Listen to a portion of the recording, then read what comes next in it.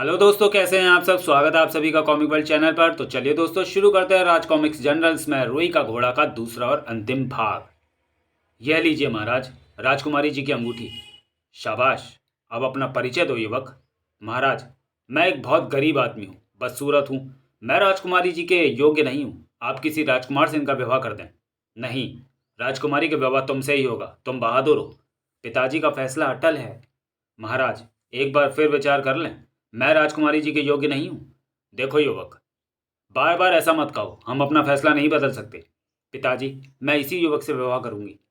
शाबाश बेटी, हमें तुमसे यही उम्मीद थी। ठीक है महाराज, फिर थोड़ा गर्म पानी मंगाइए, मैं स्नान करना चाहता हूँ। हाँ हाँ, क्यों नहीं, आओ, शायद तुम थक गए हो। पानी आने पर, अरे तुम्हारा रंग, तुम हबशी नहीं हो। आहा, चंपा नगरी का राजकुमार अजब सिंह, बहरूपिया कहीं का। मेरा नाम अजब सिंह है महाराज। मैं चंपा नगरी के महाराज उग्रसेन का सबसे छोटा पुत्र हूँ। ओह, धन्य भाग मेरे, तुम तो अच्छे छलिया निकले। अब शुभ विवाह में देर मत कीजिए महाराज। छलिया। उसी दिन दोनों का विवाह संपन्न हो गया। रात को एकांत कक्ष में। आहा, बिल्कुल चंद्रमा की चंद्रिका हो तुम। और तुम अमावस की काली रात बनकर आए थे। तुम तो बुरी तरह डर गई थी कि ये कौन काला हबशी आ गया। पर कुछ भी सही, शादी मैं तुमसे ही करती, चाहे तुम हबशी ही बने रहते।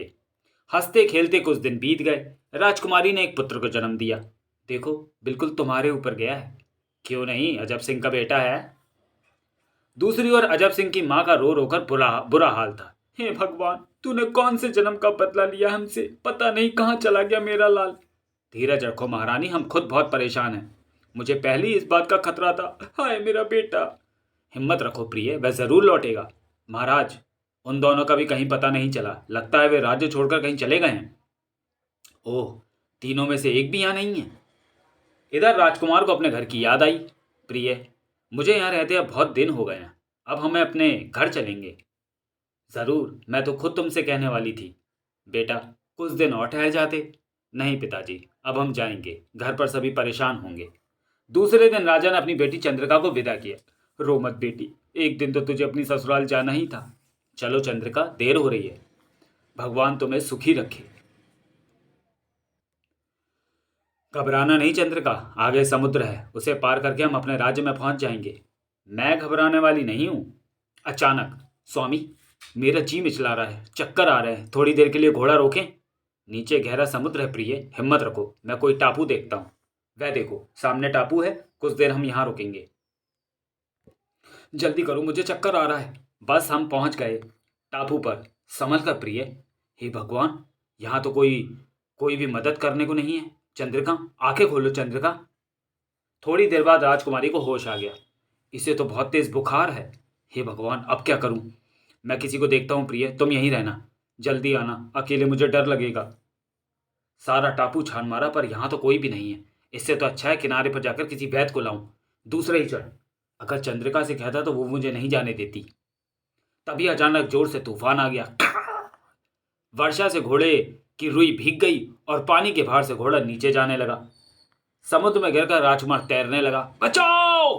परी ने कहा था बारिश में घोड़े को ना उड़ाना। आखिरकार तूफान रुका। जल्दी आओ, कोई बेहोश है। अरे कौन है वह?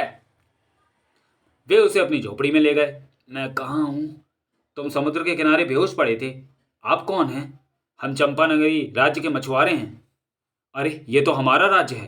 तुम्हारा राज्य? तुम कौन हो? राजकुमार ने उन्हें अपनी दास्तान कह सुनाई। अब मैं क्या करूं, मेरी बीवी बच्चा। ये तो बहुत बुरा हुआ राजकुमार। यहाँ के महामंत्री ने तुम्हारे माता पिता को राजगद्दी से उतारकर खुद गद्दी हड़प ली है। महामंत्री ने शायद उन्हें मार डाला हो। इस तरह तो वो तुम्हें भी जिंदा नहीं छोड़ेगा। राजकुमार, इस वक्त आपका महल में जाना ठीक नहीं होगा। आपको समय का इंतजार करना होगा। इस बीच समुद्र में टापू पर छूट गई अपनी बीवी और बच्चे को खोजने में हम आपकी मदद करेंगे। उसी दिन राजकुमार उन दोनों के साथ टापू की खोज में निकल पड़ा। यहाँ तो दूर दूर तक कोई टापू नजर नहीं आ रहा है। हिम्मत रखो राजकुमार, भगवान ने चाहा तो एक दिन वे जरूर मिलेंगे। धीरे धीरे समय बीतने लगा। दिन, महीने, साल, पर राजकुमार को वह टापू नहीं मिला।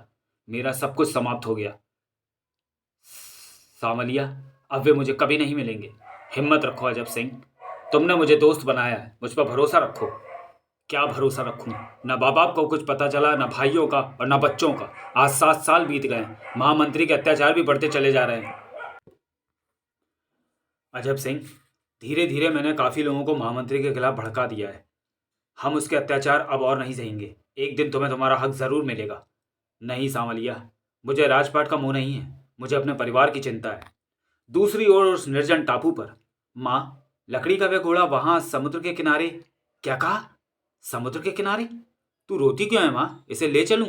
यह उठाने में बड़ा हल्का है। ले चल बेटा, ये तेरे पिता की निशानी है। माँ, तू कहती है कि मेरे पिता इसी घोड़े पर चढ़कर गए थे। यह हवा में उड़ता है, मैं भी इस पर बैठकर हवा में उड़ूंगा।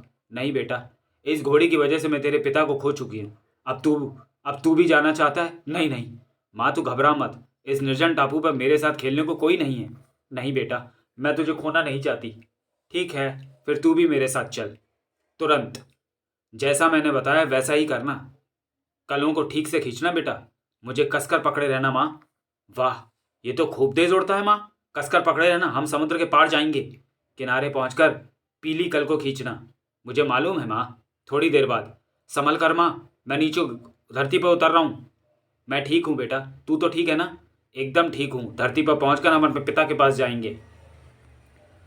क्या पता बेटा वे वहां पर हों या। माँ, पिताजी हमें पहचान तो लेंगे? क्यों भाई, राजमहल की तरह। वह क्या है सामने, सीधी चली जा। कहाँ घुसी चली आ रही है? भाई, मुझे राजकुमार अजब सिंह से मिलना है। मैं उनकी पत्नी हूँ और ये उनका बेटा। ए लड़की, तेरा दिमाग तो सही है? राजकुमार अजब सिंह तो बरसों पहले भाग गए यहाँ से। चलो बेटा, ये हमें नहीं पहचानेंगे। लेकिन माँ, यहाँ कोई तो होगा जो पिताजी को जानता होगा, या उनका कोई रिश्तेदार। दुर्जन सिंह, कहीं वास्तव में ये राजकुमार अजब सिंह की पत्नी ना हो? मेरा ख्याल भी यही कहता है राम सिंह। चलकर सेनापति को खबर देनी चाहिए। महल में। दुर्जन सिंह, वह औरत कहाँ है? महल के दरवाजे पर हमने उसे रोक रखा है। ठीक है, उसे वो लेकर यहाँ आओ, चंद्रिका के आने पर। अच्छा, तो तुम अजब सिंह की पत्नी हो और ये उसका बेटा? जी हाँ, मैं राजकुमार की पत्नी हूँ और ये बेटा। पर आप कौन हैं? हम उनके नौकर हैं। पर अजब सिंह इस वक्त हैं कहाँ? मुझे नहीं मालूम। 7 साल पहले वह मुझसे एक द्वीप पर बिछड़ गए, लेकिन वे तो यहाँ नहीं हैं। उनके माँ बाप मर गए, भाई भाग गए। चलो माँ, मुझे तो ये दोनों झूठे और मक्कार मालूम देते हैं। ये बालक है या जहरीला सांप? ठहर, बताता हूं तुझे। नहीं, इसे कुछ मत कहिए, ये बच्चा है। रुक जाओ गणपत, बच्चा ही तो है, जाने दो। फिर चंद्रिका ने अपनी पूरी कहानी सुनाई तो, महामंत्री जी, यह अजब सिंह का पुत्र हो सकता है। इस सपोले को फन उठाने से पहले ही कुचल दो, इसे भी लालगढ़ी में पहुंचा दो। तुरंत महामंत्री ने अपने चेहरे को उदास बना लिया। सेनापति, हमें बड़ा दुख है कि राजकुमार अजब सिंह की पत्नी और बच्चा इस हालत में है। इन्हें इज्जत के साथ लालगढ़ी में ले जाओ और आराम से रखो। जो आज्ञा सरकार। इधर सैनिक राम सिंह रात्रि में मछुआरे सांवलिया की झोपड़ी पर पहुंचा। वहां सैकड़ों हथियारबंद आदमी मशाल की रोशनी में मंत्रणा कर रहे थे। कहो राम सिंह, क्या खबर है? आज महल पर एक फटेहाल औरत आई जो अपने को राजकुमार अजब सिंह की पत्नी बताती थी। उसके साथ एक 7-8 साल का लड़का और एक काठ का घोड़ा भी था। अरे, कहाँ है वे? मेरे साथ के सिपाही दुर्जन सिंह ने उन्हें महामंत्री के सामने ले जाकर खड़ा कर दिया था। फिर महामंत्री के कहने पर सेनापति गणपत उन्हें लालगढ़ी ले गया है। नहीं, लालगढ़ी में ले जाकर वह उन्हें मार डालेगा। मैं अभी जाता हूं। हम भी तुम्हारे साथ चलते हैं अजब सिंह। चलो भाइयों, आज फैसला हो ही जाना चाहिए। उसी रात सैकड़ों हथियारबंद लोगों ने लालगढ़ी पर अचानक हमला बोल दिया। साथियों, गढ़ी को चारों ओर से घेर लो और जो भी सामने आए उसका सिर को चल दो। आगे बढ़ो। गढ़ी के सैनिक अचानक हमले से बच नहीं पाए। चारों तरफ भयानक मार काट मच गई। खन खनाक। हरामजादों, मैं तुम्हें जिंदा नहीं छोड़ूंगा। गढ़ी में, अरे ये तो हमारे छोटे राजकुमार अजब सिंह हैं। हाँ, ये तो घर छोड़कर चले गए थे। मछुआरों ने हमला कर दिया है, चलो मुकाबला करो। लेकिन ये तो राजकुमार अजब सिंह है। बको मत, वह विद्रोही है, चलो। इन लोगों का इरादा ठीक मालूम नहीं देता। मुझे शीघ्र महल पहुंचना चाहिए। तहखाने में तुम्हारा निकम्मा राजकुमार लौट आया है। महाराज, चलो तो मैं उससे मिलवा दूं। क्या? मेरा बेटा अजब सिंह लौट आया है? कहाँ है वह? मेरा बेटा कहाँ है वह? चलिए जल्दी करिए, गढ़ी पर दुश्मन ने हमला कर दिया है। हमें यथाशीघ्र महल पहुंच जाना चाहिए। दूसरे ही क्षण रथ तेज रफ्तार से भागने लगा। इधर तहखाने में, अरे तहखाना तो खाली है। कहाँ गए वे लोग? चलें पहले दूसरे बंदियों को आज़ाद करें एक कोठरी में। अजब सिंह, अरे अजब, तुझे भी उन गणपत के बच्चे ने बंदी बनाकर भेजा है? नहीं भैया, मैं तुम्हें आज़ाद कराने आया हूँ। पर तुम यहाँ आए कैसे? उसने महाराज और महारानी को जेल में डाल दिया, पर तुमने उसका विरोध नहीं किया भैया। विरोध करने का मौका ही कहाँ मिला। हम लोग राजकुमारी चंद्रिका के स्वयंवर से लौटे तो उसने हमें गिरफ्तार कर लिया। महामंत्री के कहने पर वह उन्हें पहले ही बंदी गृह में डाल चुका था। आओ अजब सिंह, हमें दूसरी कोठरियां भी देखनी है, एक अन्य तहखाने में। माँ, उसने हमें यहाँ बंद करके क्यों रखा है? बेटा, लगता है उन दोनों दुष्टों ने अपने महाराज और महारानी को कैद कर लिया है, शायद हमें भी। ये तो धोखा है, गद्दारी है, मैं उनकी गर्दनें मरोड़ दूंगा। तभी, अरे चंद्रिका, तुम यहाँ? स्वामी, बेटा, ये तेरे पिता हैं। पिता? तुम्हारे यहाँ आने का मुझे पता चल गया था। बारिश में भीगकर मैं और रुई का घोड़ा समुद्र में जा गिरे थे। किसी तरह मैं बच गया। मैंने बाद में तुम्हें बहुत ढूंढा। ये सब भाग्य का खेल है स्वामी। उसी समय राजकुमारी चंद्रिका यहाँ कैद में? बड़े भैया, ये मेरी पत्नी है। क्या? लेकिन वह हबशी? बड़े भैया, वह हबशी मैं ही था। हे भगवान, और मैंने तुम्हें मारना चाहा था, अपने छोटे भाई को। यह बातों का वक्त नहीं है, हमें पहले महाराज और महारानी को बचाना चाहिए। हाँ चलो राम सिंह, तुम चंद्रिका और मेरे बेटे को हिफाजत के साथ लेकर महल पहुंचो। जो आज्ञा राजकुमार, हम भी तुम्हारे साथ चलते हैं। महल को चारों ओर से घिरा पाकर महामंत्री और सेनापति छत की ओर भागे। बेटा अजब, भागने से कोई फायदा नहीं होगा हरामजादों। मेरा बेटा, भागो महामंत्री, भागकर कहाँ जाओगे? अरे मेरा बेटा। बस बेटा, छोड़ दो इन्हें। क्यों, कैसी तबीयत है? उफ! वाह बेटा, तू तो बड़ा बहादुर निकला।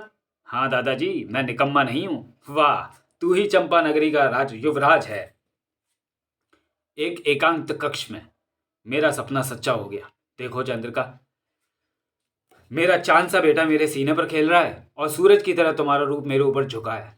स्वामी, मेरे जैसा सौभाग्य सबको मिले। समाप्त। तो चलिए दोस्तों, वीडियो को यहीं समाप्त करते हैं और मिलते हैं राज कॉमिक जर्नल्स की किसी अगली कॉमिक्स में अगले वीडियो में। तब तक के लिए धन्यवाद।